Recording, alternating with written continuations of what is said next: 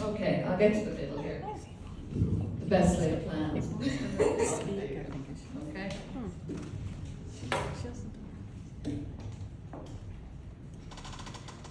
All right. Oh, that was too low even for me. Imagine that. All right. Okay, so I just realized I read everybody's intros and nobody reads mine, but that's okay. I write novels. I love Sinead O'Connor. Let's just leave it at that. The piece I'm going to read tonight is called Growing Up With You. I am 13, and I am on my way to Wesley in my friend's dad's car. It's Halloween. It's my first disco, and we're dressed up as cats. When the last friend we pick up gets in the car, she's in normal clothes. She just found out it's not fancy dress, after all. My friend in the front seat is panicking. She's trying to scrub her eyeliner drawn on whiskers off with tissue and some spit, and I'm glad I'm only wearing a mask. Inside the disco, it's full, it's a crush. Immediately I hate it. I want to leave and do what we always do on Halloween. Wait until my friend's dad goes to the pub and watch horror films. But I know it's important to pretend to like it here. Pretending, I've learned by 13, might not always feel good, but it makes things easier in the end.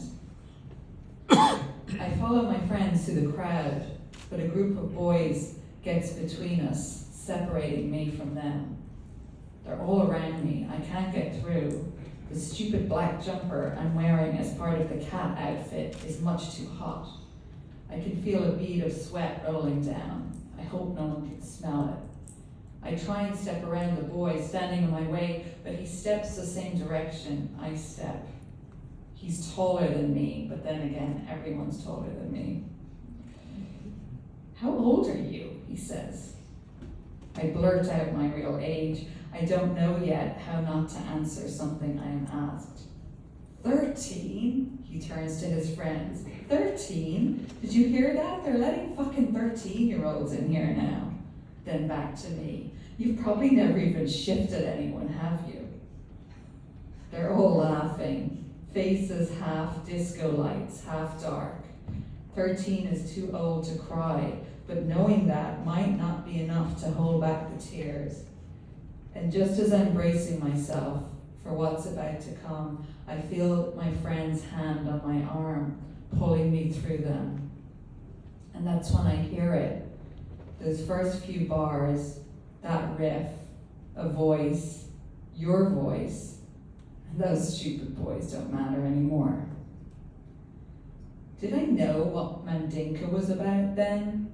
That night on the dance floor, feeling the beat pulse through the thin soles of my suede Simon Hart slip-ons?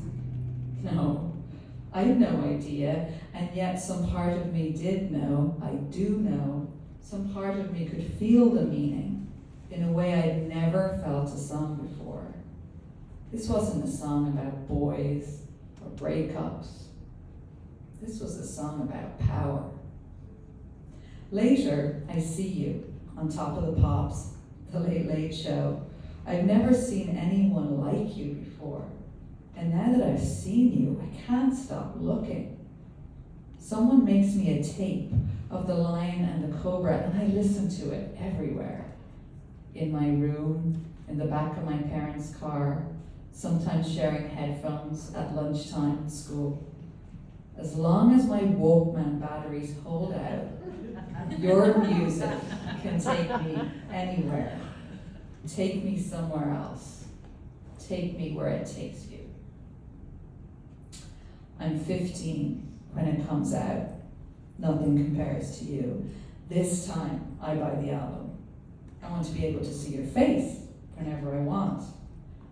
The first time I see the video, I'm babysitting, me and a friend. The people we're babysitting for have a bigger TV than the one my parents have at home, and you fill the whole screen up, your face does. It's like you're in the room with us. My friend is talking. How can she be talking while you are singing? But I'm not listening to her. There's no room for anything else except you. What I'm feeling in that moment, I can see it now from this distance, is love. Love for you, yes, but love too for someone else, a girl in my class, a new friend, a feeling that's different than with my other friends, a feeling I can't name. At 15, I don't know that it will be years, almost 2 decades, before I can name it, before I will be brave enough to do that. But for the 5 minutes of your song, it's enough just to feel the possibility of it, the freedom in it, to feel something other than fear. Reading about you now, after what's happened, there's so much talk again about you ripping up the Pope's photo. And I remember that, of course I do. Your photo on the front page of the paper, people on the radio saying, my parents saying, how crazy you were, how wrong that was. And what I remember mostly about that time is getting into fights with them, defending you, even though I didn't really know what you meant and what it was I was defending. But I knew by then, at 18, that the religion I learned at school only seemed to get in the way of any inkling of something that might just be God. And I knew that I could trust you, that I could trust the truth I always found in you. It's years later. I'm 35. In fact, it's the weekend of my 35th birthday.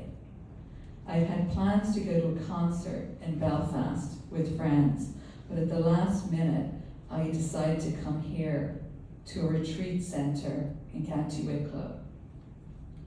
The retreat is from Friday to Monday, and the topic is shame. The 25 or so other people here are like me, adults who were sexually abused when they were children. It's 6 months since I've been secretly coming to weekly group therapy at Dublin-based charity 1 and 4, and I still have a hard time putting those words together in a sentence. Part of me wants to stay in denial, but the other part of me knows that facing this truth is my only choice. It's not really a choice at all. It's the Monday of the retreat, the last day, and these 3 days have changed me in a way I can't yet explain.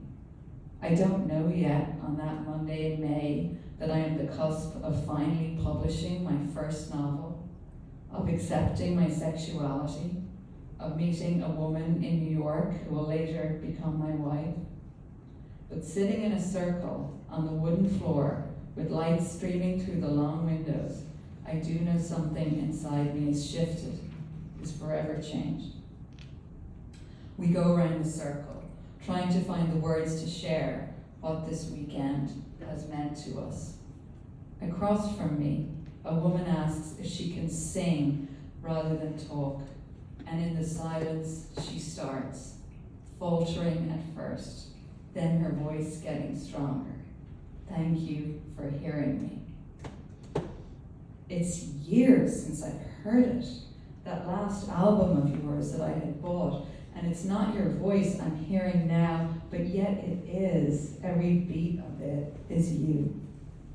Someone starts to sing with her, and then we all sing together, our voices blending with yours, our tears with yours.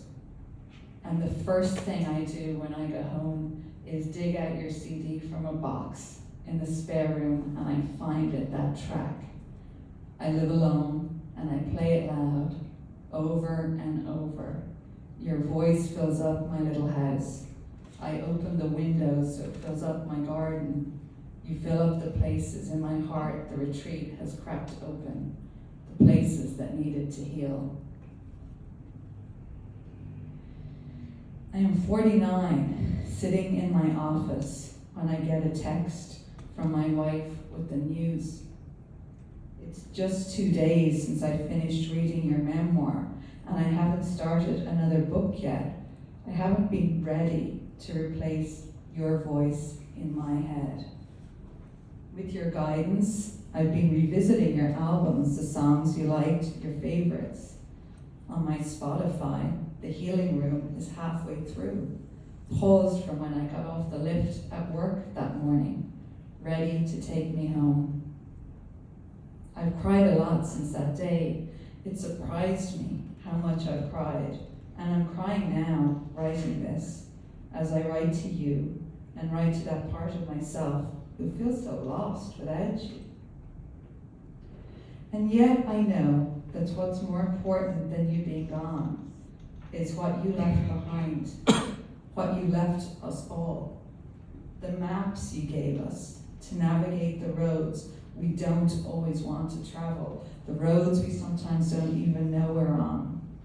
The truth that if we follow it, will always light even the darkest ways ahead. Thank you, Sinead.